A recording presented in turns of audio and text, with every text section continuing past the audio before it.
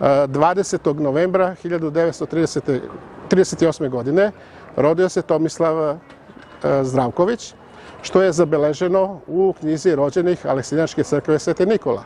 Tada je zapisao sveštenik koji ga je 7 dana kasnije i krstio. Zvao se Milan Miljković, upisan je pod rednim brojem 120 za tu godinu.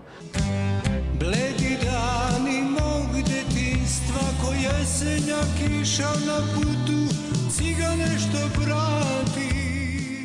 I išao je sa dedom tako i kaže, deda mu je rekao, a bre sinko, zašto ti ne bi bio pop?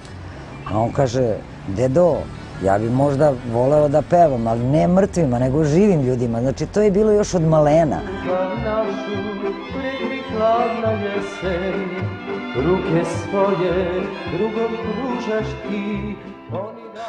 Kasnije, kad sam odrastao, napustio sam roditeljski dom i pošao trbuhom za kruhom. Možda baš zbog toga i dan danas osjetim neko unutrašnje uznemirenje kad pred sobom ugledam nekog dečaka koji svoj život provodi na ulici. Ja se sećam u Aleksincu, jedno smo se vraćali iz Pečinjevca i svratili smo uveče i odvemo u neku cigansku kafanu gde dolaze radnici iz Aleksinačkog rudnika.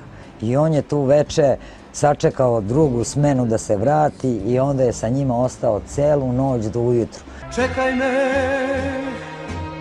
ja ću sigurno doći, samo me čekaj dugo, čekaj i kada duge noći srce prekriju